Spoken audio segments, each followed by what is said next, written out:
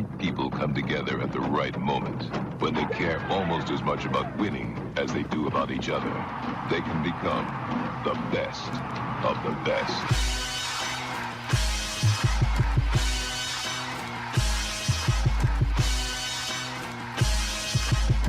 Welcome to the best soccer show. The best soccer show in the whole world.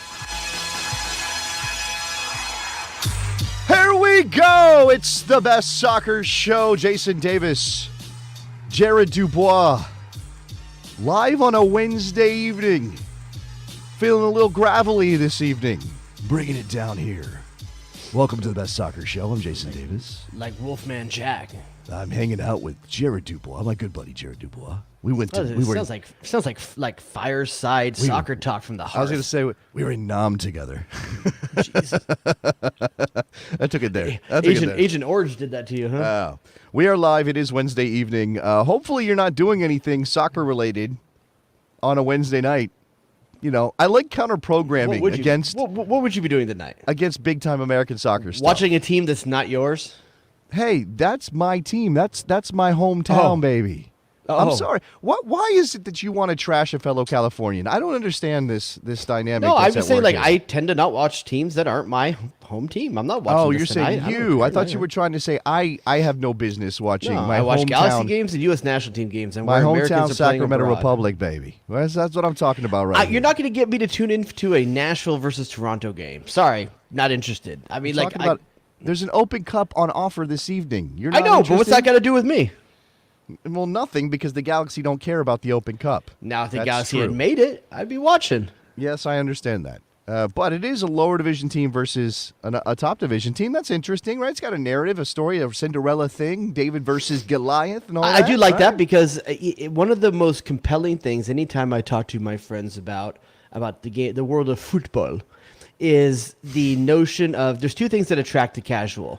Oh, yeah. Here we go. FA Cup style format, like US Open Cup. Everybody and Pro can Rel. play. Everybody and pro promotion. Those are the two most compelling arguments to any soccer neutral, and one of them's happening right now, and it's happening one of the most organic ways that the whole tournament is thought of, and that's America is getting a full education on these things if they are tuned in to the hit FX television show Welcome to Wrexham. Have you watched Welcome to Wrexham yet, Jared? Yes, I have. I've watched all 4 episodes so far. What do you think? I'm enjoying it. I mean, obviously, it's not for me necessarily or you, because there's at least initially, there's a lot of education in the first few episodes. There's some remedial. But that's fine. This is on basic cable FX and Soccer Hulu. 101. Yeah. Even It's for those not guys, right? The idea is like, oh, Rob McElhenney doesn't Yeah. understand anything about soccer. Let's have him learn. And he's using the word football very liberally over there, Mr. Rob McElhenney. I see you. You're from Philly, dude. Don't mess around with it. I know that they say football. Come on. They got some Welsh word, too. You're not using a Welsh word, Mr. McElhenney. Like if you bought into a Welsh football club, you aren't going to start like. Not if I'm. Do you want to get dragged in the press out there? No. Don't you want to try to appeal to the base? I'm talking about this dude at home watching with his kid at 3 a.m. in L.A. in his palatial mansion somewhere in the Hollywood Hills. What does his house have to do with it? Why is he saying football to his kid instead of soccer to his kid when all the people who care about the word are over in Wrexham and he's not talking to them? That's what I'm saying. Because when he takes his kid over to Wales, he doesn't want him to look like a dumbass. Oh, man, whatever. Listen, I totally understand why they would do this. Why were you talking about the word John the other day or something like that? Like, because it's a great word. That's okay, a great word. and if you were in Philly, I guarantee you would find a way to use it because I know you. Not now. You talk to 25-year-old Jason. Yeah, I absolutely would have. Okay. Look, I'm a little bit of a verbal chameleon. It depends on where I am. I moved around a lot. He's a guy whose job and ownership is legally in the hands of the people who vote to say it's okay for him to have the team. They already voted. He's good to go. Okay, but do you want to be like turning this into more of an American thing? Yes. Yes, absolutely. Well, Canadian too. I mean, unfortunately, but yes, I think. Okay, it should then I be can't more. wait for them to rename it from the racetrack to like the race Orville course. Redenbacher Stadium or something. It's the race course. Thank you very much. Whatever. Okay. All right. We're not here to talk about Welcome to Wrexham. We're not really here to talk about the Open Cup final, which I do have up over here. It is halftime 0s right now. Hoping for an upset, hoping for my Sacramento Republic to win the title, to win the Open Cup. Sorry to all our Orlando fan friends out there. I know we got some of them. Whatever, you'll be fine. Let's talk about Giovanni Reyna. I know Thomas Tuchel, Stanley Tucci. You can see him on the thumbnail. Stanley Tucci is gone. That's a big thing today. But Giovanni Reyna showed up, Jared, and cold off the bench. Like I don't think people should gloss over the fact the dude came in cold. He did some pregame warm-ups, I know, but he sat around for 25 minutes. This is the worst case scenario for everyone that was happy with how Dortmund has been bringing him on slowly.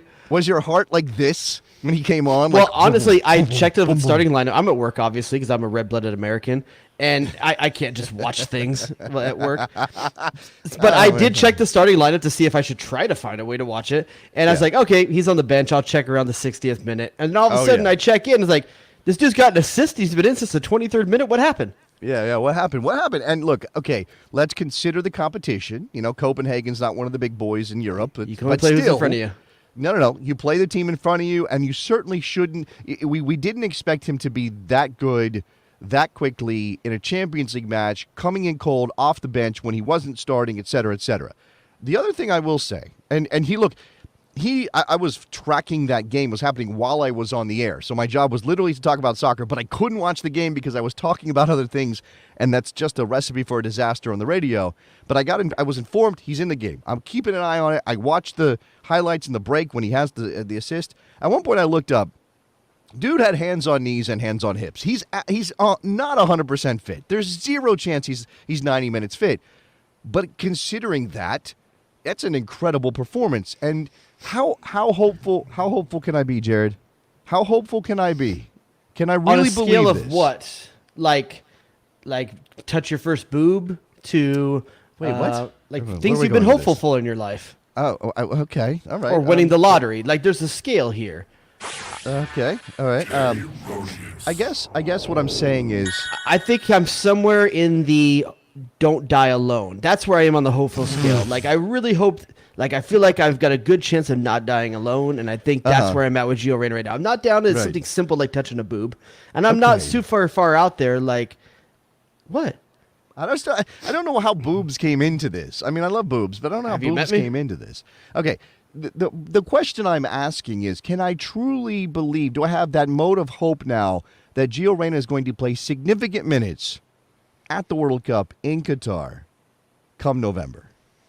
Can I believe? I think you should put some cautious belief behind it. You know, like I think about as much as if you're betting on red or black in Vegas. Like it's not 50-50. No, it's as close to 50-50 as you're going to get at just about any game. You know, like you got those damn green scores, green numbers up there that can mess it up for everybody. I would put him somewhere in, like, in terms of being hopeful. I don't want to be done dirty again, you know, but no one ever doubts the kid has talent. So that's the thing, right? Like, can you get to a place of letting yourself think he'll make it and he'll be healthy and he'll be informed, right? That's the big question here. Because we've gone so long with him being on the bench, on the shelf, not a factor for the U.S. men's national team. Everybody has formulated a starting lineup without Giovanni Reyna in it, right? And now there's a chance. It makes it simpler. I'm not going to lie. It makes it simpler if Gio Reyna's on the mix, but it also makes us probably worse.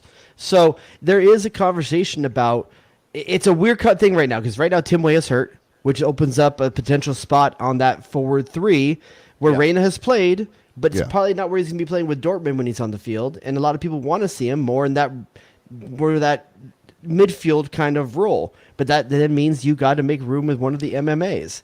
And Brendan Aronson is making a nice name for himself in the Premier League right now. I'm not there. I'm not there in breaking up MMA. Did you see Yunus Musa this weekend as well? Let's not get there yet. I'm not saying that Yunus. Okay, I'm not saying Yunus Musa has the bag of tricks that Gio has on a regular basis, but I like what Yunus does. I'm not breaking up MMA to jam in a Giovanni Reyna. I mean, there was a conversation about maybe McKennie is not fit and not in form. Then the kid goes out and puts a header goal in the Champions League this weekend. I mean, is he 100% match fit? Probably not. He came on at halftime.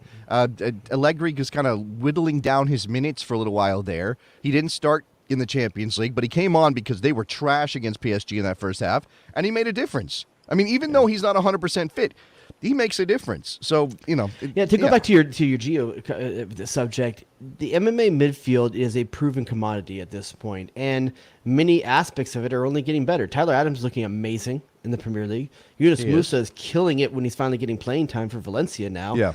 And at his his real position as well. Natural position, yes. And then McKennie is a little bit of a question mark, but also a guy that's shown up in big games and big moments for us. So I think when you're talking about Gio Reyna, the conversation is Tim Weah or Gio Reyna. That's the conversation for me. And whether or not Reyna can be ready to start by November, minute-wise. They do different things. Very different things. Very, very different things. Verticality is not part of Gio's name like it is Tim Weah. Correct. And Tim Weah does things at the end line that Giovanni Reyna doesn't do. It's not that Gio can't beat a defender off the dribble the way that Tim can, but I just think that Tim Weah needs an inch to get in a cross that is dangerous for somebody crashing at the back post or potentially a center forward who can go up and win it. I don't know if we have one of those. We're still kind of in this weird, who is our center forward thing, even though everybody kind of is in form. I don't think you and I have talked since Josh Sargent became a factor again, Jared. Little bit. Okay. I think he backed it up again this last weekend.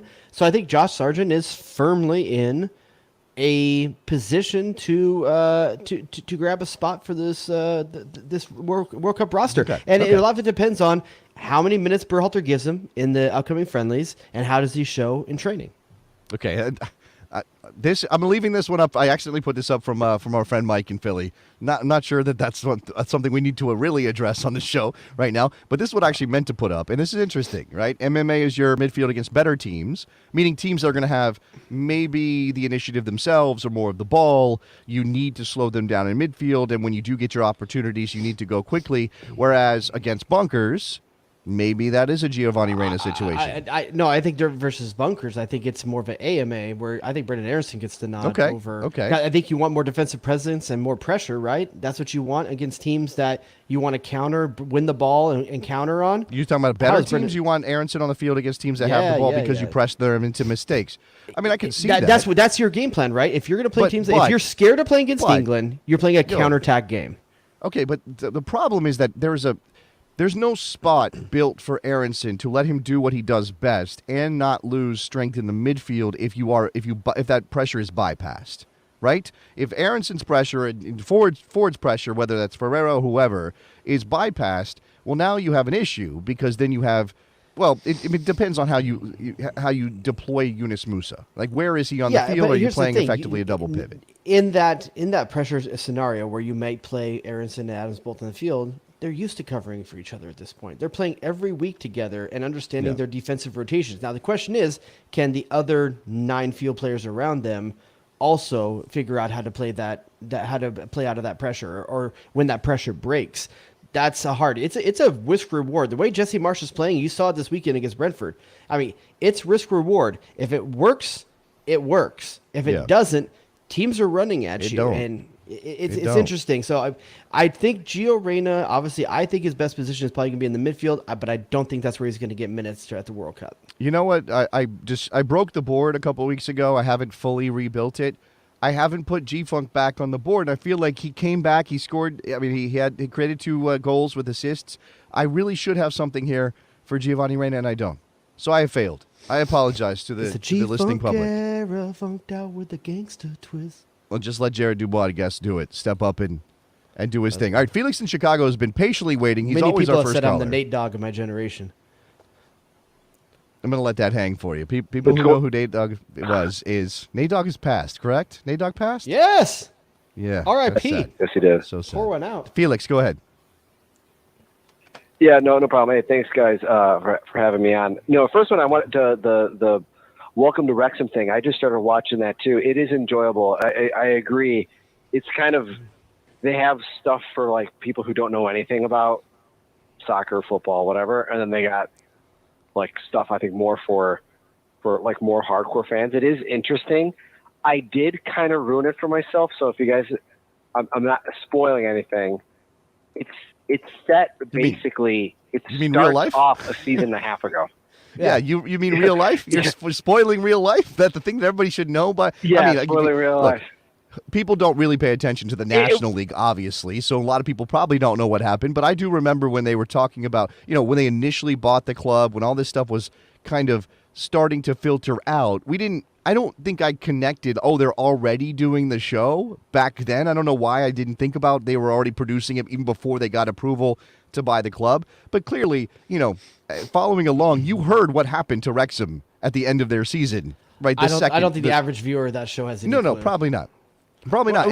You're right. They're playing to two crowds. For the people that are being initiated into this, they're doing a great job of educating them and figuring out introducing what's going on. For the people who already know and understand the game, what I'm there for, I love the community involvement, the storytelling they're doing in the community of that club, showing where the heart in the city and how it's attached.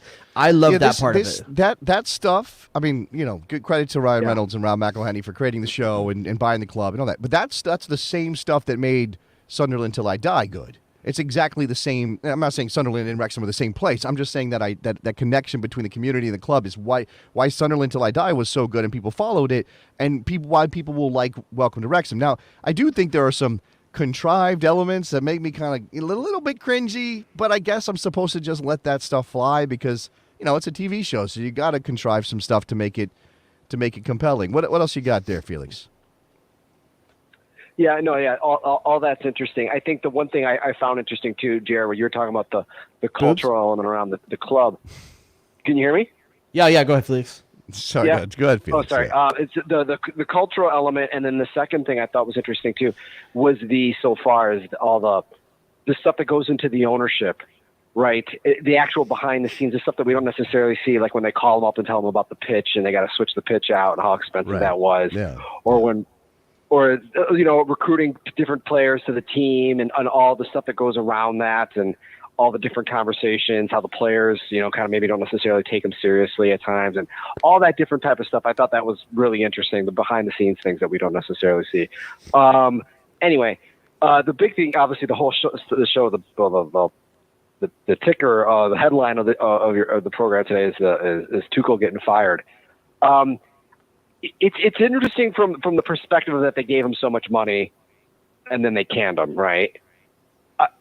That perspective of it. It's the most Chelsea thing they could do. Clearly, the results weren't. It's what Chelsea does. I know they have a new owner, right? They have multiple new owners. They have how many players have they released that they paid a bunch of money to? It's what they do. They burn money at Chelsea. They always have, and they probably always will. Yeah, true. So that's interesting. At the same time, what is that going to mean for Christian? I don't know. I mean, who knows? I don't even know who the interim is there. I mean, clearly, you would think they're going to be doing some things differently, and they're probably going to be. Hopefully, they're going to have a manager who has a semblance of playing people at their appropriate positions, right? And that's not just Christian, but a lot of different people. Who's kind of constantly being played out of position. So hopefully that'll. Ideally, all that really hopefully that means is he's going to feel like he's got a fresh start at this, as much as the club is an absolute sideshow. That maybe Christian can now he's going to feel like he's got a legitimate chance to to show, and he doesn't feel like he has to be a superstar every time he goes out there to kind of justify getting more minutes before Tuchel benches him in 2 games again. So hopefully that's good for him. I don't see that pressure on him when he's out there. I honestly don't think so. I think he's given up. I think he's given up on Chelsea and his Chelsea and Tuchel career. As evidenced by the fact he just walked off the field. Now I bet you he's wishing he hadn't done that now. If he had known his coach was going to get fired a week from there, I bet you he doesn't walk off that field like that. Yeah, look, I think that, the heat of the moment, people do stuff they shouldn't do and then regret it after the fact. Of all the things he could have done, that is very low on the list. It's a mistake, I guess, because it looks bad, but it's not like he kicked somebody in the chest. It's not like he I don't know, spit in the face of some fan. Are you surprised it's Graham Potter from Brighton that they're IDing for this? Because I think because he's an overachiever. That's a different direction. That's a different direction. It is. Sure it is, but he's an overachiever with a Now, when they're talking about smaller Zidane, club. that makes sense to me in terms of what Chelsea would normally, assume they would do. Well, I mean, maybe the idea. I don't know enough about Chelsea to say like, oh, they want somebody who's a better man manager after Tuchel, because Tuchel's clearly not a man manager, right? They want to go in that direction, and I do think Todd Bowley's head is massive. His ego is large, and I think he wants to be the guy who plucks Graham Potter out of Brighton, drops him into Chelsea, and has Graham Potter be this massive success at a world-famous club. And I think, look, this was always coming. Some of the reporting is saying that they had a plan in place, and the loss to Dinamo Zagreb just was the icing on the cake, and they pulled the trigger now. That's possible. I think that anytime you have a change in management, Jared, people want to bring their own people in. Even if they don't know the new people, they still want their people to be the people, not the old people who got picked by the old person. Well, Chelsea definitely loves to bring new people in. I mean, they bring so many people in and make so many changes in the offseason. I don't understand how they think that any of this could work. There's going to have to be any chemistry. So, I mean, Potter's job is going to be tough. What I don't like about this is not about Christian Pulisic or Chelsea. I guess it is about Chelsea, not about Christian Pulisic. What I don't like about this as a soccer fan, okay, forgetting the whole thing that I need Christian Pulisic to play minutes for Chelsea to get ready for the World Cup. As people are pointing out in the chat, Brighton's in 4th place right now. Now, there's through 6 rounds of games. It's very early, right? There's a long way to go. But Brighton's in 4th, and they play good soccer. They play entertaining soccer. They play good football. And here comes Chelsea, who's in 6th, and they're just going to be able to pluck Brighton's manager away. Now, it's all about money and, again, the bigger club and all that. But it just, you would want there to be an opportunity for Graham Potter to turn Brighton into a shock top 4 finisher, make the champions, and do something nobody thought was possible. I mean, Leicester winning the title is one thing. For Brighton to finish top 4 would be, insane. And again, I don't think it's likely to happen, but they won't even get a chance now because Potter's going to run off and Brighton's going to sink back down. And if they finish 10th, it'll be a great year. All right, let's talk about what everybody listening to our show wants to talk about, though. What does this mean for Christian Pulisic? I am cautiously optimistic, Potter or not, because Pulisic gets a clean slate. Now, he had one with Tuchel after Frank Lampard, and that didn't work necessarily. But I think it's because with Tuchel, he had a preconceived notion of who Pulisic was going to be. Yes. So I think that it was working against him to a certain extent, but hopefully he gets shots at his right position of left wing. Hopefully he gets a few starts to make his case, because as anyone will tell you, if you put Mount's and Havertz's numbers together, Pulisic last season in starts did way better than Mount and Havertz are so far this season. But that's only a stat by omission. Pulisic hasn't been in those same spots to prove he can do something else, but he hasn't been given a chance either. He's got one start this season, I think. Is it one start in the Premier League? He's got one start. I believe that's correct. That's not enough, man. It's not enough. Yeah. Hey, Felix, we got to let you go, man. Appreciate the phone call. We got a celebrity calling in, and, we have to make room for celebrities on this show, Jared. No, Greg Lawless is a celebrity? Is that a... Oh, this is... I didn't cut this up right. Is that JTT? Oh, there he is. FPG-13, it's JTT! Who? There he is. JTT on the line. Jonathan Taylor Tannenwald. What's up, John? I'm not a celebrity. Morgan Tenn's a celebrity. I'm not a celebrity. Okay, yeah. Oh, okay. Watch out now. Yeah, there you go. We can't get her on either, man. She's out there shooting. She's shout out to Morgan. She's out there shooting the game right now, the Open Cup final. She's braving the sauna that is Orlando, Florida. Yeah. Yes. Go ahead, John. Did we not read from Paul Tenorio, who obviously the three of us read all the time, and I know some of us know quite well, that Pulisic wanted out and Bowley said no? We did read that, yes. That is correct. For what reason? That answers the whole, to what Jared was talking about a few minutes earlier about walking off the field. That answers that for me. Right. And the question is, does it matter to Graham Potter or whoever else comes in? Right. I don't think it does. I think they should they'll probably look at it and go, hey, he was frustrated. There you go. If that's a gigantic if, because Chelsea doesn't have a sporting director right now. Todd Bowley is playing sporting director. And there are a whole lot of people out there who think that, not only does Chelsea need to hire a sporting director, but that Thomas Tuchel might still be in his job if they had one. Graham Potter's very good. That Brighton team is very good. And if he's able to do his job and, come in and assess the players, that's part of the problem. Tuchel got to build the team he wanted and it fell on its face. Is Graham Potter going to be able to take Tuchel's team and win with it? Probably for a while. But then he's going to go try to build his own team if he stays for a year. And then they start all over again. So JTT, I got a question for you. Go ahead. Does Pulisic realistically have a starting position with Chelsea as long as Raheem Sterling's on that team? Let's just remember Raheem Sterling hasn't exactly burned it up yet. Okay, but name me a Chelsea player who has. No, that's so the question is it just assumed that Raheem Sterling is a better player? I mean, I know he's accomplished more in the Premier League. The same gentleman we were just talking about who's making player decisions brought in Sterling over Pulisic. So how much credence do we, and how much credence and how much faith do we really have that Pulisic's part of the plan when Raheem Sterling's brought in? You're right. Look, they brought in 3 or 4 different people over the last 2 years that are new Pulisics. No, I understand. Obviously that predates Bowley, and that's the thing. But I'll let John get in here. But I just want to say, Todd Bowley is not. I mean, the man wanted, one of the reports out today with the Tuchel firing is that he wanted Ronaldo, and Tuchel said, no, that's not going to work for me. I'm the coach. I don't want him. And Todd Bowley was pissed that Tuchel didn't want Cristiano Ronaldo, 37-year-old, not broke because he can still score goals, but he doesn't defend, and he's a locker room liability. Todd Bowley is just liability. Todd Bowley, as described in all the English media, he's playing championship manager. Well, he doesn't know anything. That's the problem, he's a John. skinnier Lukaku a year ago. Go ahead, John. Well, okay. This is something that I have heard often and heard it a good bit when I was over in London with Nathan Bruce, you all saw. Tuchel earned a reputation over there for just grinding down every significant attacking player that he had on his team at Chelsea. And Lukaku was probably the most prominent example because there is no good reason why he should have gone out of there, except that he just got ground down.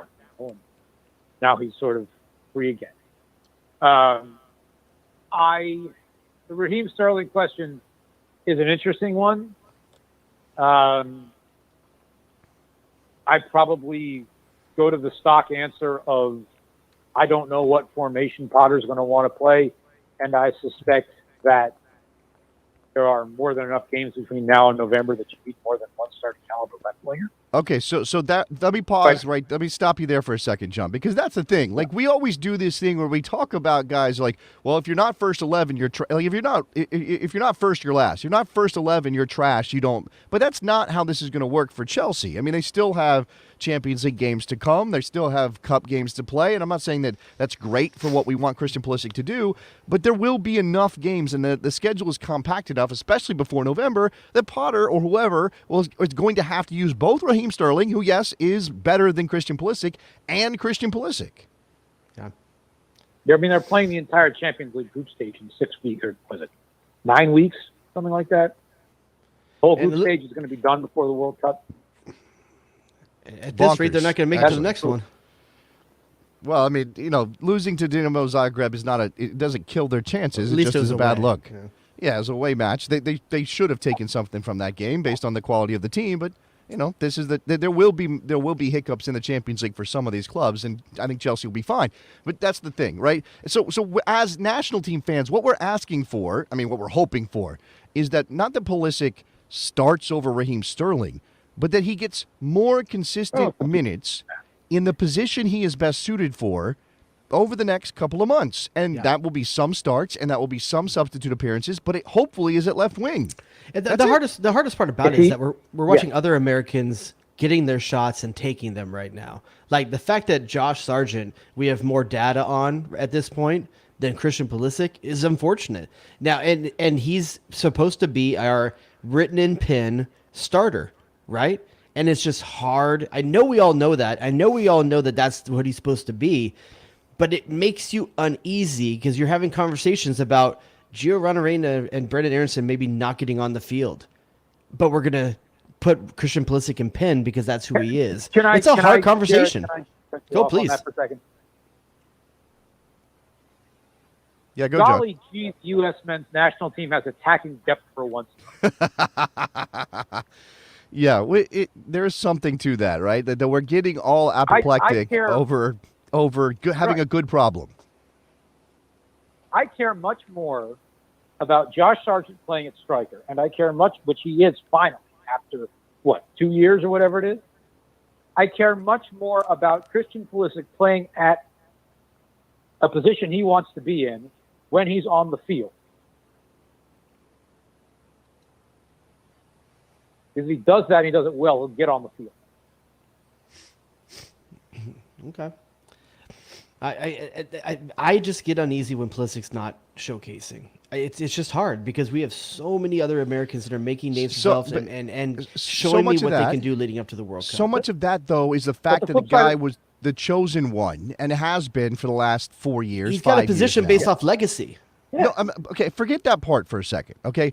First of all, we can't know for certain that Gregg Berhalter is looking at the landscape and looking at these players emerging and looking at Giovanni Reina being back on the field for Dortmund and looking at Brendan Aronson starring for Leeds United in, what was a good start and has shifted a little bit. We don't know that he's like, well, Christian Pulisic's in ink on my team sheet every single time. We don't know that, right? He has at times in World Cup qualifying made adjustments based on how Pulisic was playing for the national team and for his club team. I think that we want all of our guys who we think are going to be in that 26-man roster to be playing and informed because that gives us the best chance to be good at the World Cup. I prefer that for Christian Pulisic, but it doesn't mean the U.S. men's national team will head to Qatar with no weapons and no informed players and absolutely no chance of advancing. And so we get freaked out. I'm just saying that one of the ones. How many times have we seen? How many times have we seen Christian Pulisic come in a national team camp when he is perceived as being in a rut at Chelsea and step up? I think he's a gifted natural player who, even when he's not getting a ton of club minutes, can still be impactful for the U.S. men's national team. Again, the ideal is that he's getting start after start after start at Chelsea, and he's healthy and he's fit, and he goes to the World Cup feeling like he can take on the world. I hope that we get just there. To be clear, when you say impactful, you mean starting. No, not necessarily. Oh, so you're saying maybe you don't start Christian Pulisic then? I'm saying that all options are on the table. If you have an informed Aronson and an informed Sargent and an informed Reina and an informed Weah, who's hurt right now, if he's not there, I don't know. Maybe Fallon Balogun declares for the United States. Here's how this makes me. You've been on that train for how long? Get out of here with that. Get out of here with that. Okay, but here's my problem with that line of thought. With that line of thought, Jason, are is you that Australian all of a sudden? That line of thought. Here's what makes me nervous. Yeah, Christian Pulisic. Okay, what we just said, Mike put on there, reputational makes him useful on the field with the tension that he draws. The problem is we're relying on that position and his complement on the other side to score because our strikers don't. So it's not enough just to have him on the field drawing attention. The guys around him, the number 9 has not shown the ability to score at the international level for this team. Granted, we have some guys doing well right now at the club level. It's not enough for Christian Pulisic just to draw attention. He has to produce on the score sheet. You're still okay. I understand that the team is built around the idea that the wingers are going to score because we haven't had a goal-scoring number 9. I know there's not a lot of time to sort of shift into this new approach depending on who your number 9 is. So, well, look, I do think that it's possible you'll have an informed goal-scoring number 9. Maybe they're not as prolific as your wingers in the case of Reina, I guess, or Weah. Weah's got a couple of goals in qualifying, I guess. Or Pulisic. You're also looking for goals out of midfield with McKennie. I think, there's several different ways to build this out. Miss, dude. Midfield goals. So is everything. Look, this is a complicated approach because Erling Haaland's not hit and miss. There's strikers out there that score. I understand that, but what I'm saying is I would find it fascinating. Go ahead, John. I would find it fascinating if, in the end, I don't know who's going to end up starting at 9 at the World Cup. I mean, the odds-on favorite is Jesus Ferreira, just because we know Gregg Berhalter loves him. Jordan Pefok and Josh Sargent are better players. I would find it fascinating if somehow the starter against Wales after all this time is Josh Sargent. It could. I can see it. I would give you even money. I would give you even money on that right now, John. Dude, the World Cup he was the guy at the start of all this. Right, well, he was the guy, and then he wasn't the guy. But this is what a World Cup does. Right? A World Cup makes heroes out of guys you didn't think were going to be there. The World Cup turns players who weren't supposed to be in the team or weren't supposed to be in the lineup into the stars of the show. Or, if you obviously have a bad World Cup, they just are there. I mean, Pablo Mastroeni can talk about being added to a World Cup roster and getting his turn. Kyle Beckerman wasn't supposed to be anything in 2014, and yet he got rave reviews from international press for his performances. I mean, there are guys who had to step in at the forward position. Hercules Gomez made a team in 2010 kind of out of the blue based on a good run of form. That whole team. Robbie Findlay made it. Well, Robbie Findlay made the team because Charlie Gavies got hurt or got into a car accident. But Robbie Findlay is a good example of that. Somebody you didn't expect to be there is going to be there. And I actually think I don't think so this year. Well, no, but what I'm saying is Sargent wasn't a month ago. Sargent wasn't on your radar. Now Sargent's on your radar. Not that you didn't know about him or didn't think he could somehow wiggle his way in. You just didn't see it coming necessarily, or we weren't talking about. Brandon Vasquez would be the closest thing to a Robbie Findlay kind of a thing. I think, to be honest with you, that's probably better. That's probably a better. Can I comparison. ask a question? You're JTT. You can ask anything you want. You want my phone number? It's your job. Isn't that your job? Go ahead. It is related to the Pulisic matter, and it was as we were talking about all of the expectation that was placed upon Pulisic as the man, capital T, capital N. This came into my mind as something that I wanted to ask a while ago, and now have an opportunity to. There was a spell when Sergiño Dest was being linked to Manchester United toward the end of the transfer window. Yeah. Uh-huh. If he had gone there, would he have finally broken the complex about an American male outfield player never having truly made it at United, Liverpool, or Arsenal? And it depends what he does with it. It depends what he does with it. I mean, okay, No, you took Tim Howard off the table. Jason knows what I'm talking about. The answer is no, because he was born and raised in Holland, and he was at Ajax. No, it wouldn't. So he's not American. I get it, Jason. Okay. I'm saying for everybody except Americans, he wouldn't be American if he went to Manchester United and had success there. By the way, I don't know what to make of Sergiño Dest. You know what I'm talking about, Jason. It's a certain crowd of Americans toward this. Well, yeah, okay. There's that too. I didn't know that was a complex you were carrying around. I mean, I guess because Pulisic is struggling at Chelsea. Jonathan Spector didn't make it at Manchester United? Jonathan Spector played in a Champions League match for Manchester United. Did you know that? He did. Sounds right, actually. One match. At but fullback? he did. I actually don't know where he played. Jonathan Spector was a damn fine soccer player in his heyday. No, he wasn't Manchester United level. Goal Orlando, 1-0. It might be. Look, don't ruin my night, okay? I'm over here sweating bullets over my Sacramento Republic, and you're going to break it up? They even got your name on this. How'd you get them to put your name as a shirt sponsor? Apparently, there's a town in California called Davis. I don't actually. Oh, my God. It's one of the premier agricultural schools in the country. Literally, the best winemakers come out of the UC Davis viticulture program. I don't know farm schools. My bad. It's only like a few miles from your hometown, Jason. I don't. I'm still learning the area as a having been born and raised for 2 months. Till you die, I guess. Huh? Still catching on. JTT, anything else? Nope. I was in your neck of the woods last night, but I guess a little too far north. But that's about it. Which neck of the woods? His hometown or Virginia? No, he's talking about he was in D.C., which is his hometown. He's D.C. I'm not D.C. I'm from Northern Virginia, okay? And everywhere else. Thanks for the call. Thanks for the call, JTT. Look, if you send me a jersey, yes, I am from your town. That is. There's a good likelihood he went to high school in your town. Who are we talking about? You. Oh, how many that's different right. schools Yeah, did you I go to? did. I probably did go to high school in your town. You did very, very, very, very likely. All right, so yeah, Orlando City scored. JTT talked about it for a quick second there. We haven't talked about it yet. So Sergiño Dest, AC Milan. Is that where your money would have been a week ago?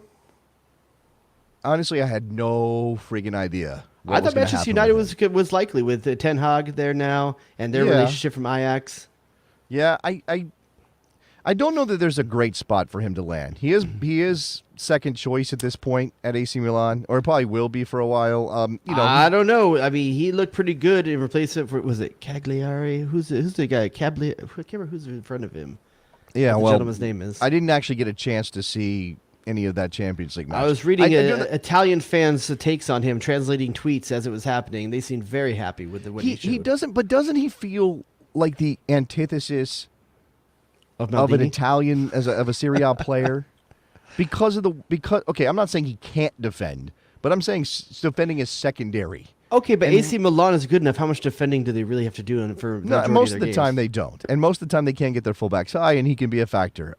I'm hoping that's the case. I mean, there's a lot of good things coming about from the effort he was putting. Like he was really running hard in that game, and he was defending well. So, I mean, we'll see. Well, he's got a lot to prove. I mean, I will say that. Like, I think he walked into a bad situation in Barcelona when Koeman was there, and we all knew it. Like at the time, what were we kind of like? Dude, that's probably not the place you want to go. Like, they are a mess. And this is before the financial stuff blew up and they started having to sell players to register players and all this stuff. We didn't know if they were going to come out the other side, smelling like Andy Dufresne or not. And, they basically ostracized him because I guess he was more valuable getting him off the books to register new players, or whatever it was. Or, I don't know, maybe he just doesn't fit what Xavi wants, but it was such a bad situation. He smells like Ricky Puig, I guess. To be completely iced out. I think Milan's look, if you said to me, Sergiño Dest is going to end up at a Champions League club after all this, I would just take it that. I would taken that. Yeah, if you had told me there was an American fullback that's going to end up at AC Milan this window, I would have said, okay, Anthony Robinson's going finally. I mean. Yeah, well. He's hurt, by the way. Yeah. We haven't talked about that. Is there any prognosis on that yet? I looked the other day and I hadn't seen anything yet. All I saw was we'll find out tomorrow on the day of the injury from Marco Silva. Or Mark. He himself tweeted, but it was ambiguous. So he did. He said, "I hope it's okay," and that's all we got. Like, yo, Jedi, hook us up with a little bit more information because we're concerned here. And there's no, as far as I can tell, there's no updates. Is it quickly getting away from Sacramento's going to get themselves in some big trouble here. It's gone sideways for my Sacramento Republic. Why does Orlando have to ruin it? These guys, it could have been. If you want, I can talk for a few minutes. You want to go change your shirt real quick? I actually don't own an Orlando City shirt, so you have an Orlando scarf, I think, behind you, though, don't you? I do. I have one right there. You can't see it. I don't think there's one behind me. I thought I had one with the old logo. But apparently I just have the new MLS logo. The old logo was better. The three-headed lion. Okay, so other players that made names for themselves over this last week. Obviously, we said Gio. We talked about Dest. How about we do this? Okay. Well, I don't have quite the sound effects to make this work. But I was going to say, give me your DEF CON position by position. Can we do it that way? Not player, position. No, position by position, because again, we're talking about some spots here more than we are talking about for the fans out there. Tell them how DEF CONs work, just so people don't think I'm reversed. All right. Well, as a former, I was going to say a former military brat, but that's not where I got it. I got it from War Games, just like everybody else. The Matthew Broderick film in which he hacks into some really old computers to play a game. To put a phone on a cradle to dial in with the modem. I'm old enough to remember that. It's crazy. DEF CON is defense condition. 5 is Do you remember what the password was to change his grade? Oh my gosh. No, I don't remember. What was it? Oh, wait, is it Ferris Bueller or is it War Games? But it's pencil. I remember that, but I can't remember which I think that was War. I think you're right. I think that was War Games. Okay. So DEF CON 5 is everything's peaceful, we're cool, everything's great, we love life, and there birds are chirping and people are singing Kumbaya, and 1 is we're launching nuclear weapons because the world's gone to absolute shit. So there you go. That's the range, and pick one in between if you don't feel 1 or 5. Jared, let me start. I know we talked a lot about the attack already. Let's go to the back. You tell me where you are with our goalkeeper situation right now. You know what? It depends on what group. I could be anywhere from a 2 to a 4, to be honest with you, because it depends what Gregg Berhalter thinks. If it's Matt Turner, I'm Whoa. He hasn't gotten a second of playing time. You're going to be just cool with Matt Turner being the number 1? Have you heard of Zach Steffen last season? Okay. I know that Steffen was chosen despite a lack of playing time. I'm not saying that's ideal. If it's Turner, I'm DEF CON 4. If it's anyone else, I'm at 2. Okay, that doesn't. Okay. Go to DEF CON 2. I think I'm at least a 2. I mean, I don't think I'm a 1 at this point. Although Steffen is injured, so that does take a piece off the board. And although I prefer Turner, that doesn't mean I'm comfortable because at least Steffen was playing at Middlesbrough before he got hurt. Is that what you Ethan Horvath? is playing, but not really playing all that well. And obviously, Sean Johnson's in Major League Soccer, and NYCFC is completely tanked at this point. I actually do not know the scoreline of that game that is happening right now in MLS involving NYCFC. Oh. But I'm not. I don't think I'm at the point of like Sean Johnson's a completely competent goalkeeper to play at the World Cup. So I think I'm a 2. I think I have to be a 2. Next position.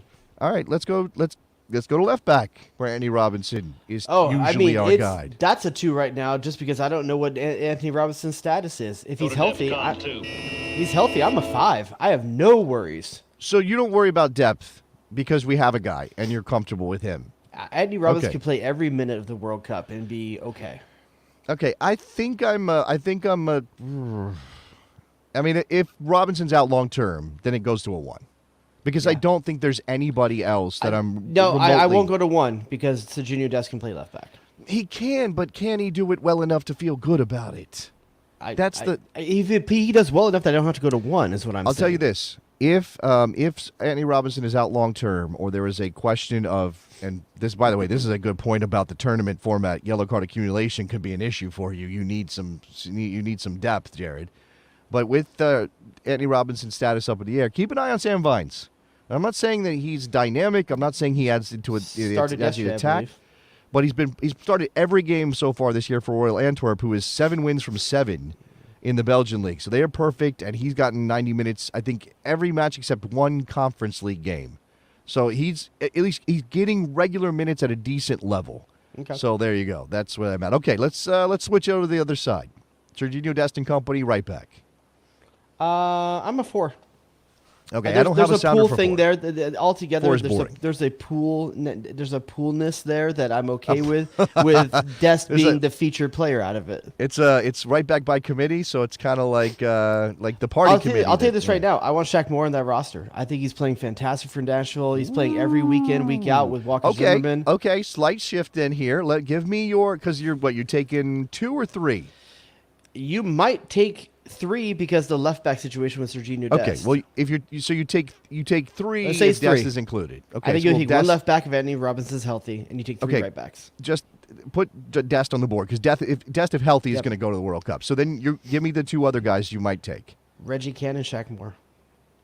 Reggie Cannon, Shaq Moore. Okay, so no DeAndre I don't think it's Yedlin. likely. I think Berhalter's going to take Yedlin, but I would not. I would take Reggie Cannon, and I would take Shaq Moore. Okay, all right. That's I mean, I don't have any firm opinions. I haven't watched any Reggie Cannon in Portugal this year. I just haven't had a chance to do that, so I can't tell you where he is with his club game right now. I think Shaq Moore has been okay, has been decent with Nashville. Reggie Cannon played in the friendlies over the summer, and I thought he looked good. Okay, Moore's thing too, by the way, is that he, the way that he joined Nashville and when he joined Nashville, they threw him right into the lineup. I think he's kind of working his way up week to that in, week form. out on the right side of Walker Zimmerman. And this is the X factor, Joe Scally, who's playing at Gladbach, and I just don't think Berhalter rates him. Okay, but that's your gut on Berhalter's opinion, not yours. If you were taking 3 right backs, would you take Joe Scally over Shaq Moore or Reggie Cannon? No. Okay. Straight ability, probably, but he hasn't looked good in any game he's had a chance with the U.S. national team, and I think that is too perilous at this point with a month and a half till the World Cup. Okay. He hasn't he hasn't shown. All right. This is a factor, by the way, from Derek, that Cannon does play in a back 3 in Portugal. I don't think that's going to keep him off the national team roster as a right back. I think it helps. But it helps for versatility, right? Yeah. And if you're protecting a league and Berhalter has gone to a 3-back system or 5-back system when having a lead. Let's bring us to center back then, because maybe Reggie Cannon is a factor there when you have the injury to Miles Robinson, who's, well, I won't get into his situation, but the injury to Miles Robinson, Walker Zimmerman has looked, good, scored goals for Nashville. Well, it was like that. And Aaron Long, okay. What else you got? In terms of depth, which are we just talking center back? Or are we just talking center back pool? The center back pool. Center back pool. I'll give put me that as a 2. Ooh, that's go to DEFCON 2. Ooh, that's not confident at all. It's not, because Walker Zimmerman, I think, has not looked his best as of late, even though I think he's a locked-in starter by circumstance. But I really feel that his partner is where the problem is. I think you could potentially see Cameron Carter-Vickers starting next to him at 2 World Cups in the first 2 games in the first round, just because Long has not looked good enough. I don't think Miles Robinson is going to be back and healthy, and at least enough to start. Maybe he makes the team at the last minute. I don't know. Rusty Chris Richards. That's the option right now. You have Chris Richards, who's not playing a lot, and just substitute minutes for Crystal Palace. I don't know. By the way, you're talking about Cameron Ka'ave'os, right? I totally botched his name. Cameron Ka'ave'a. They got roasted by Real Madrid in the Champions League, did Celtic. I always forget, watching that game, how wide a boy Cameron Ka'ave'os is. Yeah, but here's the thing. Boy. CCV is playing Champions League minutes. Chris Richards is on the bench. Well, so how do you rate Champions League minutes for Cameron Ka'ave'a? Chris Richards getting spot minutes at Palace. And we just presume that Berhalter has pushed Mark McKenzie to the side, doesn't rate him at this point. I would put Rima ahead of McKenzie, to be honest with you. Okay, that's fair. All right. He's having a great season at Fulham, dude. 2 seasons in a row. We also have Eric Palmer-Brown in France. I mean, there are options. They're just kind of like the forward situation. I think Chris Richards is the best gifted center back out of anyone we just talked about right there. But he's not playing. He'll make the squad. The squad. It's just whether or not do you want to start a guy that's not playing consistent minutes. I do think that's true in the chat. You can't play Walker Zimmerman next to Cameron Ka'ave'os. You can't do it. There's no athleticism in that pairing. Not enough. You can, but you're asking Tyler Adams to do a lot of work. Yeah, you definitely are doing it. And maybe you drop Yunus Musa depending on the matchup, and you're playing with the double pivot, and you have more protection, but you're leaving yourself short going forward. This conversation right here is why Jimmy Sands might get a look in the World Cup. Jimmy Sands. Okay, well, it's out there. Jimmy Sands. Or would you take Jimmy Sands or Eric Palmer-Brown? Wow. I think I would take Eric Palmer-Brown. I want a guy who I trusted. I mean, I know Jimmy Sands is playing center back. Jimmy Sands or Mark McKenzie? Jimmy Sands, I think. It's just versatility there. That's why. Yeah. And look, I mean, obviously the mobility of James Sands is going to be better than some of these guys, but that may not make up for the fact that you lose something else in terms of height, physicality. I know positional discipline's not Jimmy Sands' problem. All right, what's your next position? Let's move to the number 6. Let's talk about where Tyler Adams holds it down. I got 5 on it. Oh, really? Okay, you're going full loonies on this. Okay. Are you nervous at all at that position? I mean, look, if Tyler Adams is healthy, no, I shouldn't be. And I think I do, probably more than a lot of national team fans, trust Kellen Acosta to put in good shifts. Tyler Adams is playing like a top 3, number 6 in the Premier League. He absolutely is. Now, he's getting some help in a way that he might not get with the U.S. men's national team in every match. But again, Berhalter... with Mark Rocca. Berhalter could shift it around a little bit, give him a little bit extra cover. If to say that McKenzie and Musa won't chip in. No, that's certainly McKenzie. But he's not playing in a double pivot, though. No. Well, the way the U.S. prefers to play is not a double pivot, but it's possible that Berhalter makes some changes to the way that the balance in that midfield works. Yeah, I need a 5 somewhere. I'll go with 5. So I'll go with 5 at the number 6 position. I guess I'll kind of have to take both 8s as a unit. And at one position, because in that case, I would put that at a. I'd put that at a, between a 3 and a 4. I'll put it at 3, only because McKennie's club situation isn't great right now. He's not seeing a lot of minutes. He's okay. Come on, let's not get panicky about these. And my other thing is, why I'm also doing this, is that Luca Della Torre is not seeing the field for. He has not seen the field. And that's makes me nervous. He is suddenly a player who he's in a race to get his form up in order to be in the team that we all thought he was going to be in because he had such a good run. But you know what? If I think of Aronson as part of this 8 core, I go up to a 4, DEFCON 4. If I think of Aronson in that pool. Well, again, I think the versatility of the World Cup is important. You do have the 3 extra spots with the 26-man roster. I think it's possible Reyna could slip into that position as well. Again, Aronson is an option. Musa, McKennie. Yeah, I think it's if worst comes to worst, again, Acosta is on this on the roster if you need. I'm not saying he's gonna be great there, but if you need him, I will say there's no chance of it happening. Okay, he's not going to be in the team. Nobody get freaked out here. And I know everybody sort of just walked away from him, dumped him in the trash, and said we're done. Johnny Cardoso. But Sebastian Lletget looks really damn good in Dallas, my dude. Like he looks really Why is good it in Dallas. like Areola goes to Dallas, looks good. You know, so Lletget. Dallas is where all the players that frustrate U.S. men's national team fans end up. Like, I mean, it's only a matter of time before Christian Roldan's there next season. The guy coaching FC Dallas is a former Gregg Berhalter assistant with the U.S. men's national team. I mean, these guys know him. He knows them. He's got a book. He knows how to get the most out of them. I mean, I'm not saying Sebastian Lletget's going to the World Cup. I'm just pointing out that the world has moved on from Sebastian Lletget, and he's playing some really good soccer with FC Dallas. It's a weird circumstance that Bruce Arena takes him, and then before the season's even over, he's at another team. It's a weird situation, but he's making the best of it. Well done by him.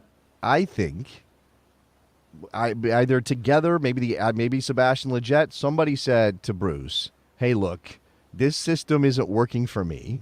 I can't make a World Cup team playing in this team. I don't know if he can make a World Cup team on any team. He probably can't, but he has a better shot with Dallas than he did in New England. I'm not saying that he's going to make it. Sebastian Lletget's issue isn't necessarily his ability and his play and his club opportunities. His issue is Luca De La Torre has shown very well.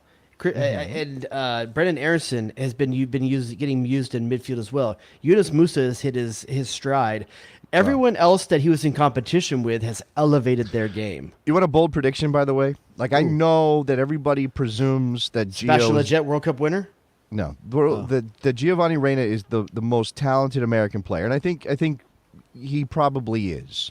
And maybe this isn't as much of a bold statement because the possibility that Gio is kind of injury prone. I hope not. I hope he's fine. Okay. He doesn't end up like his dad and his career gets hammered by injuries. But by the time we get to the next World Cup, the consensus best American player, and maybe a guy who's in a starting position for a Champions League contender, is going to be Yunus Musa. It's going to be Yunus I got to remember Musa. this for 4 years. Your bold prediction is something I can remember 4 years from now? 19 years. Look, it might happen in 2 years, and then you won't have to wait 4 years because he might already be that guy in 2 years. Jason's going to be like, remember that time? Remember that time I said? What, would I have a walker in 2 years? That's how your voice sounds tonight a little bit. So. Oh, that's because I'm a little sick. I'm a little under the weather, so I could remember that time I was gargling gravel and I made the prediction that Yunus Musa is going to be on Real Madrid? This is going to be like when this is going to be like Looper, right? When you've got the old one, he's got to bring his voice down. Like, I'm a little bit older, so this is how old. As a quick aside, we're not done with our DEFCONs yet, but as a quick Bruce aside, Willis of all the American players playing in the Champions League right now, who has the best chance to win the Champions League?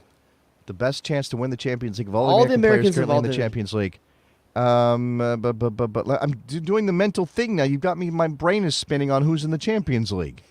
Dortmund's not going to win. Dortmund's not going to win it. Dortmund's in. Juventus is in. Chelsea is in. AC Milan is in. Yeah. Rangers is in. Celtic is in. So out of those, I think those are your top contenders. Maccabi Haifa. I think it's probably AC Milan, but AC Milan's not near it. AC Milan would be probably the one I'd choose out of those. They're not near it, though. Why can't they be? Not.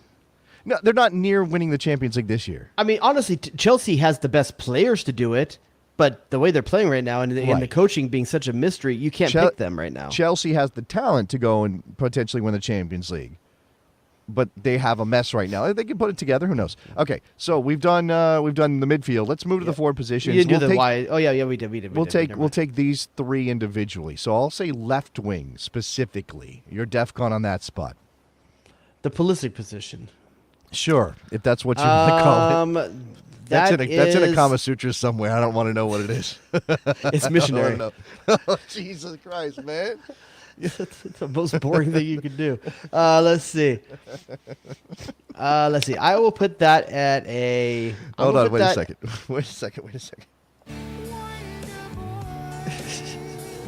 As in, I wonder what position he calls that. Oh, great finish for Orlando to go up 3. Yeah, Orlando is U.S. Open Cup champions. There you go. Yeah, it's the I'm going to put the left forward position at a 2. And here's why. Whoa. Here's why. Whoa. This is more about Brendan Aronson as being such a serviceable backup than it is Pulisic's current status.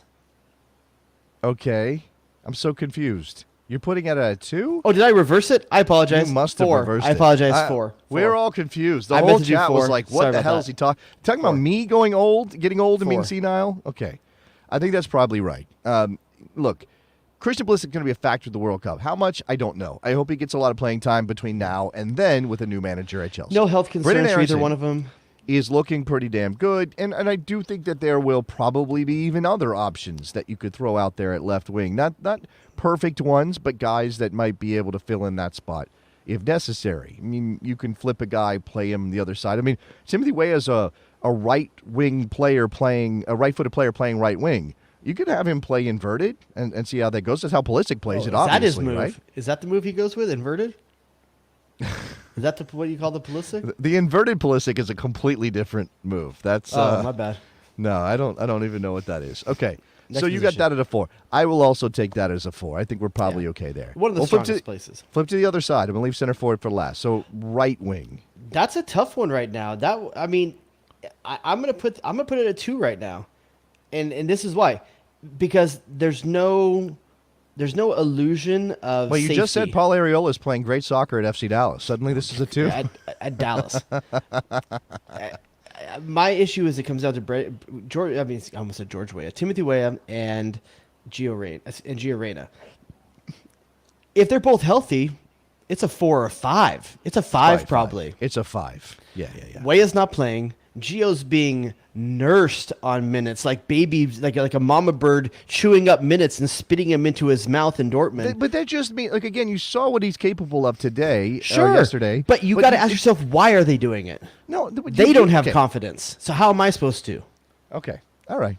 But you said put that at Go to DEFCON 2. A 2, considering the current situation, potentially a 5. So you've basically covered the entire range of possibilities here. Yeah, Aronson can play on the right. That's certainly a possibility. If you bring Josh Sargent, he can play on the right wing too. Yeah, just saying. Yeah, I've seen it. Okay, all right. So right wing's got plenty of depth, but without Weah and Aronson healthy, I think we just saw him. I think I just had a Morgan Tensa back of the head shot right there on the field at Orlando City. They clearly need to get Morgan Tensa some face. Oh, should we play Where's broadcast. Morgan? Like Where's Waldo and see which one of us can find her first? Where in the world is Morgan Tensa? All right. Center forward. DEFCON position on center forward for the USMNT. You know what? This is I'm going to put it at 3. And this was a 1 a month and a half ago.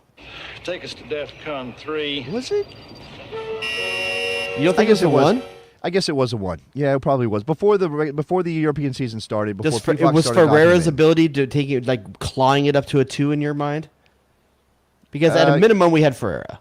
Yeah, I think that, and man, yeah, I think Ferreira had me okay, not happy, not confident, but I wasn't freaking out necessarily, and I knew there was going to be someone behind him who maybe has a different approach that could be effective, but obviously it's better when they're scoring goals. So I think I'm going to go 4, if only because there are still those little questions, right? Ferreira playing in Major League Soccer with that FC Dallas team that makes these guys look good. Can he do it with the national team on a consistent basis when he gets to the World Cup? Jordan Pefok playing in a system that benefits him dramatically that does not necessarily look like anything that the United States is going to play at the World Cup. Haji Wright, who I like, playing in Turkey, where there are some questions. Okay, is that going to translate? Josh Sargent, same thing. Championship goals. They're good goals, and he's taking his chances, and confidence matters more than anything. But it's not like he's scoring Premier League goals, where we can be 100% sure this guy's ready to go to the World Cup and score at the highest level. So what number are you putting it at? 4. Sorry, I'm putting it at a 4 right now. Okay, I'm putting it at 3. I still think it's a matter of, it's not done yet. These guys are having a good start, but I still think there's something more to be done in the next month and a half to make sure I get to the point where I feel really comfortable. Okay. Do we want to talk about Joseph Martinez throwing chicken real quick and rice though? We had a request No? from the chat to do a Coach DEFCON. Oh, Coach DEFCON. I mean, Gregg Berhalter's out here doing that marketing work. I mean, he's out there doing PR. He's throwing out first pitches at Yankee Stadium. He's living his best life. Sitting down for an hour with Andrew Wiebe of MLS Soccer. I mean, that's the gift that keeps on giving. Andrew Wiebe? Oh, yeah. Oh, okay. I know you were such a Wiebe. I would kill for an hour with Wiebe. I was trying to figure out how to turn that into some sort of pun fan thing. What would would be a we be talking? That should be the name of this podcast. We be talking. Oh, this gets back to Weebs. It does. I hope he pays me royalties. I'm going to say, I think I'm going to have to say a 4 until we see the squad. And then maybe it'll be a 5. But I gotta see what he does with that. Don't waste squad. What's your DEFCON on Berhalter? Man. I think he's distracted with his own celebrity. This dude's thinking about his next job. That's what he's doing right now. He's getting his name out there. He was just in Europe scouting with these players that are playing. So you give him that. I'll say a 4. I'll give him a 4. I can't go 5. I'll go 4 as well. He's done everything he's supposed to do. We'll see. When the roster comes out, it'll be a 1. Watch. Well, the internet will decide that he's a 1 for sure. That it's a 1. Yeah, absolutely. Okay, so the girl I thought was Morgan on the field literally has an iPhone in the hand filming. There's no way she's using an iPhone, right? She's got her whole rig if she's on the field. Morgan is a professional photographer, so I would think she would have an iPhone. Probably not. So you're saying that you don't know what Morgan Tensa looks like? That's what you're saying. It was from behind. I couldn't tell for sure. You can't. But then you shouldn't have said anything. It looked like her from behind. That's all I'm saying. Okay, she's gonna be there in a yellow, the yellow. Whatever that's there called. Was a bib, but it wasn't yellow. Bib. It was blue, I think. It's a bib. But you know me in colors. Wearing, that's true. Can you even tell what color that is you're wearing right now? Black. Can you even tell that? No, that's the absence of color. I can see that. The other color. The other color. I mean, yellow, I think. Okay, it's yellow. It is yellow. It is yellow. All right. We don't want to talk about Joseph Martinez throwing chicken and rice all over the locker room and getting into a fight with Gonzalo Pineda? We don't want to talk about that? That's not a thing? I mean, we just talked about the fact that Atlanta United is just dissolving between Miles Robinson getting arrested and Joseph Martinez chucking chicken around the locker room like Jobu.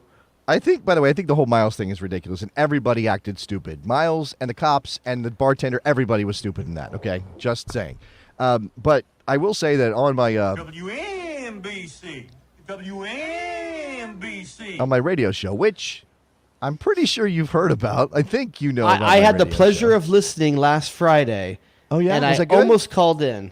Oh, okay. What, because I said something so dumb you had to fight me on the air about it? No, I think I just wanted to cuss out some of your callers.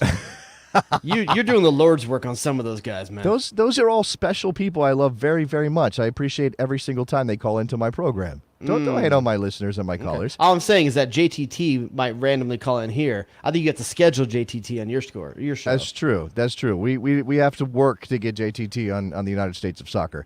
What I was going to say is that on that show, I pitched the idea of a winning time style program about Atlanta United's rise and fall over the last 4 years or 5 years. At some point, Boca Negra's jobs has to be on the line. Seems like no. I mean, he's the Greg Vanny of the East Coast. No, I'm sorry, Chris Klein of the East Coast. Excuse me, it's the Chris Klein of the East Coast. Oh. I mean, we don't. We have chicken and rice time. We should probably just at least mention that MLS is getting wild. Every week is a surprise. Ricky Pooch does have some clubs in that bag, Jared. Those are some nice clubs he's got playing. He's playing with. It is. If he can get a couple more intelligent runners in front of him, Chicharito knows where to go. Like, that's one of the reasons you're seeing him have success there. But he's got to have a few more runners other than just Chicharito, because that guy can unlock a midfield really nicely. And what's really interesting to me is that he's able to do it late in games where he still has something in the tank. And guys, I mean, you saw what he did to Johnny Russell. I mean, Johnny Russell's dead at that point in the game. Ricky Pooch still has another gear to go to. It's probably got him by 10 years too. But I mean, he's able to keep that engine running all the way late in the game, and it's just a matter of if he can get the right components around him. Yeah, the Galaxy trying to fight for a playoff spot. Our man Nicholas Soup and Sausage. I don't know where that was going to go. Soup and salsa? Soup and salsa. I like that. That's nice. I think salsa and soup really go together. But whatever. His team tonight with the Sausage King of Chicago with a draw against NYCFC. There he is. I didn't see any of it there, Mr. That's all I was watching. I wasn't even watching the Open Cup. I was watching. As you should, because that's your team. Right. Yeah, sure. You have passion, just like I do for this Sacramento Republic's crest right here. Did Brandon Vasquez get your one? No, New York City did. Oh, his own goal? Yep. Scored both our goals tonight. Okay. And we played up a man for the last 15 minutes or so. And he couldn't put it away? Couldn't bring it home? That Okay, field, so- they're playing at Citi Field. Yeah. What a freaking joke. Oh, yeah. The NYCFC stadium situation. Oh, is, they in spun fact, the a wheel joke. of fields, and that's where they ended up this week? Yeah. And by the way, Yep. doing that during the U.S. Open, so like no parking because it's all taken up by tennis fans.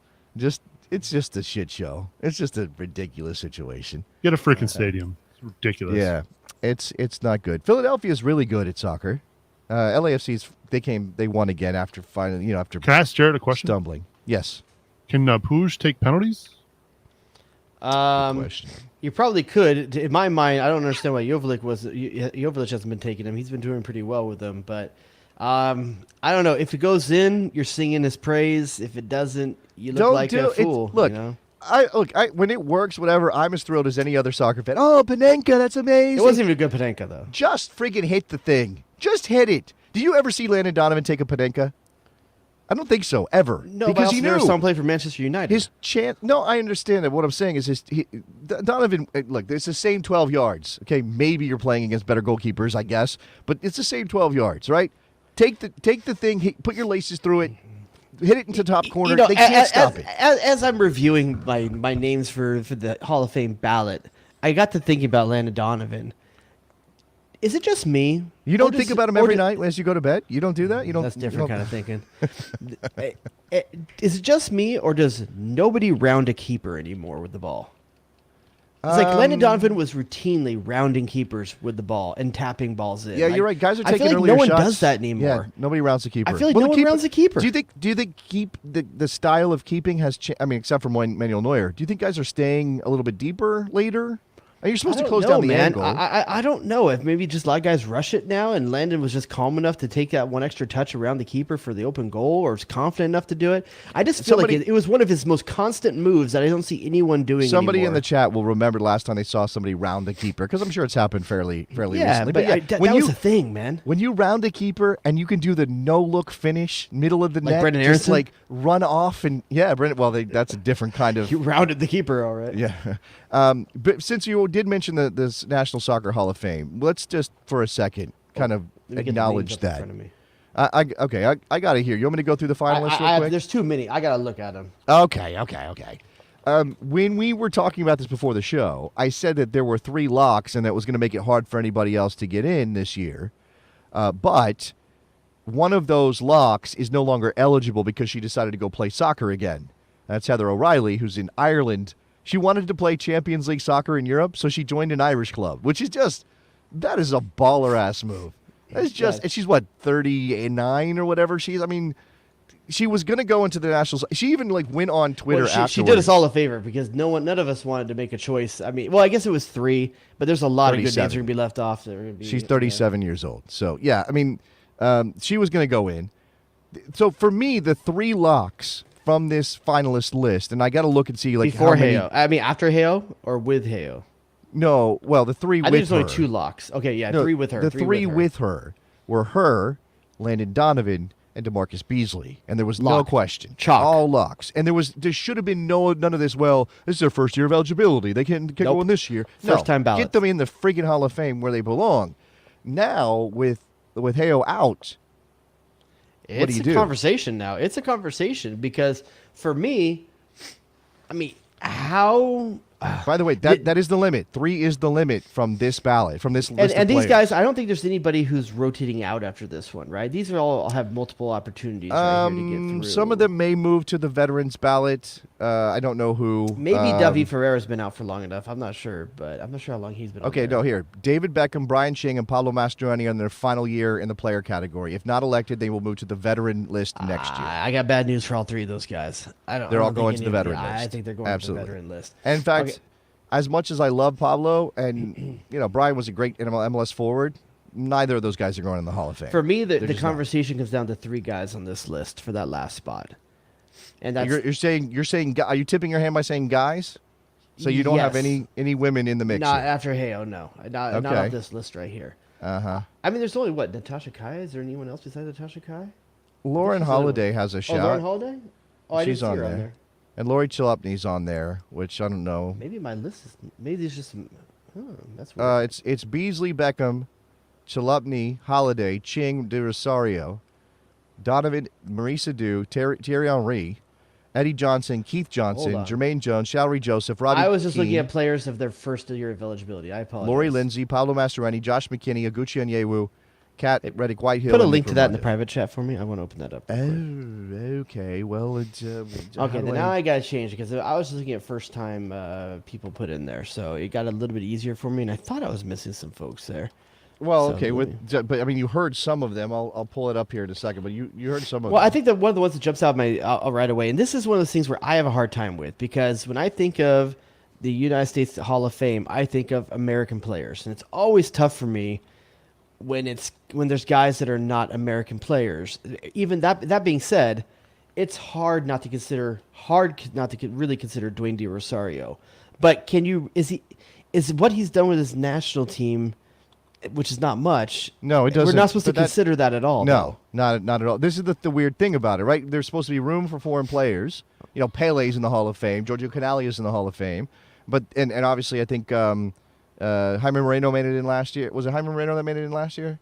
Somebody from the DC teams made it in. Echeverry, I think, got in. You know, you're supposed to only consider their club contributions because they're obviously not U.S. internationals. But if you have a U.S. international, then you're considering both of those things unless they didn't play in the U.S., and then you're not supposed to consider their club career. I thought you were going to give me a link in the chat. You didn't do I'm working on it. It's a cut and paste, Control-C, Control-V. I'm working with two systems. The list I'm looking at is on a different system. I can't just move it over. Okay. Somebody will tell you. Oh, good Lord. Now I got to go back and do my search again over here for the full Okay, list. well, I just gave you the names. I for whatever reason, the what link am I? is harder. What am I, Rain Man? Like I'm going to remember all that? All right, it's on. Okay, okay. The other ones are down here below. Brian Sheen, Mastroeni, Kevin Hardman, Thierry. Okay, so for me, man, this gets tough now. Okay, I'm taking out some big names. I'm not going to put Robbie Keane in there. I can't put guys that are just like. I think Robbie might have an argument, but I don't think it's on this ballot. And you know I love Shalrie Joseph so much. Yeah, and I think it's going to be. That you can do it. It's going to be rough if Shalrie doesn't ever get in. I'm going to narrow it down to a couple guys here. Okay. Dwayne De Rosario. Yeah. Oh, man, God dang, I want to put Chad Marshall in there so bad, but I can't. Chad Marshall's on the list? He's not on the list. Yeah, yes, he's on the first. No, he's not. Player ballot finalists. He's not on there. Players in their first year of eligibility, and I see Chad Marshall right here. Still I'm on the wrong National thing. Soccer Hall of Fame list. Okay, I'm going to try to July figure out a way 2022. to give this to send you this link so that we can be on the I don't same. have to tell you. They take it up with the Hall of Fame because they have him on the list right here. This is dated September 7th, 2022. So you're telling me between July 28th and September 7th they took Chad Marshall's name off of it? Player ballot finalists. Yes, Chad Marshall is no longer on the list. In fact, it says. All I want is just a link. Why is it so hard on the Hall of Fame site to even find this? Why? Chad, I don't see Chad Marshall's name anywhere. I don't know what you're talking about. But okay, let's. Okay. Go over to the Slack and you'll find it. Dang it. Okay. All right. This is great podcasting. Why can't anything be easy around here? This is brilliant podcasting. Okay, now I'm looking at your list. Okay. All right. For me, Dwayne De Rosario. Yes. Man. I don't think you have to go any farther. I really don't. I know. I have a name that I feel like I did. Nick Rimando. Yeah, I don't know. Nick Rimando's one of the best keepers ever in MLS. He is, and I think it's unfair. Maybe the best. But Nick Rimando never won a Goalkeeper of the Year award. I don't even know how many. He made best 11s. Otherwise, he wouldn't be eligible for. Oh no, he had enough caps. He had enough U.S. national team caps to be eligible. I don't think he made enough best 11s for that to be for his club career to kind of rise to the level of just on the strength of being RSL and DC United, fantastic goalkeeper, we should put him in. I don't think Lauren Holiday was big enough for long enough. All right, so for me, it's Beasley, it is Donovan, and it's Di Rosario. I think you should put Di Rosario in. I do. Okay. I mean, the guy, I know he won one MVP, but he was so instrumental to those Quakes teams and those Dynamo teams. No, and just then amazing stats for production over his lifetime, and some of the biggest goals, the best goals you've ever seen, like in the league as well.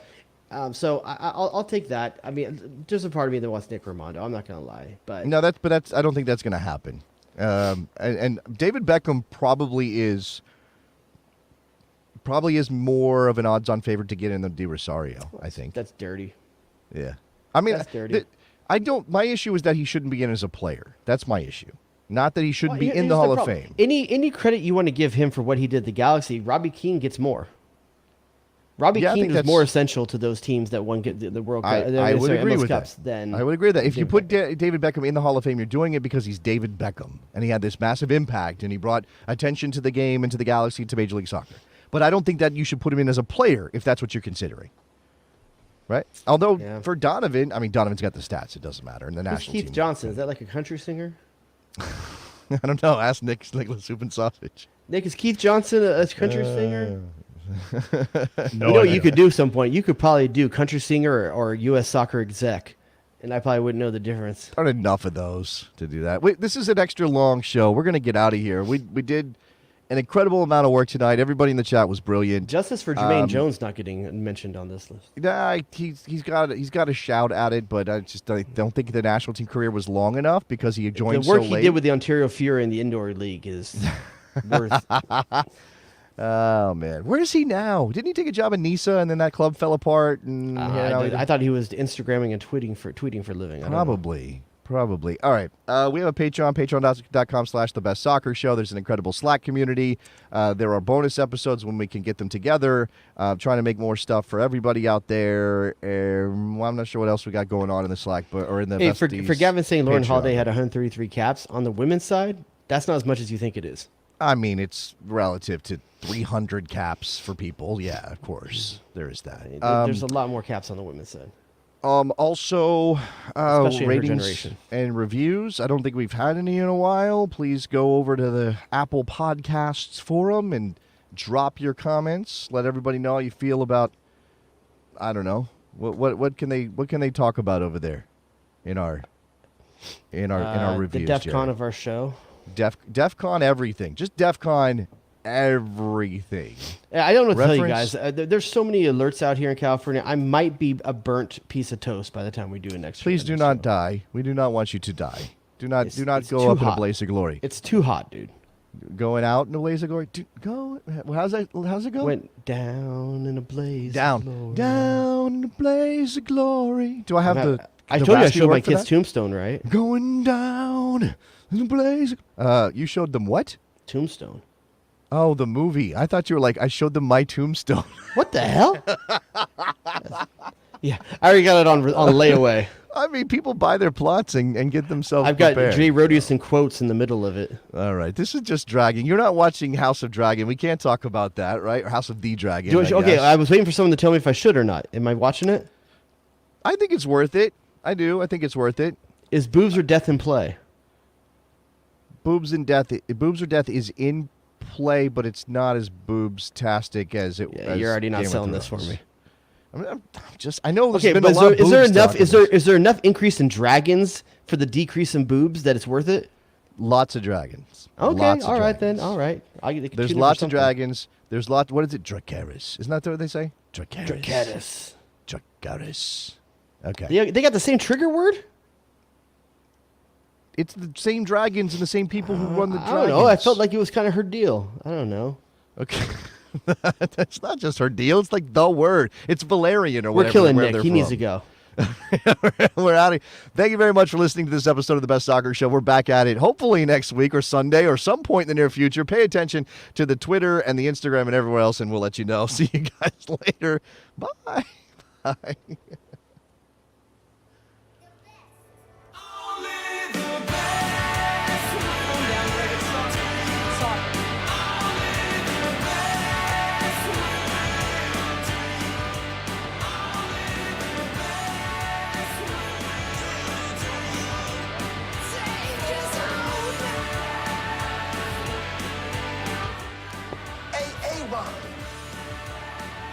The horror show. What are we doing?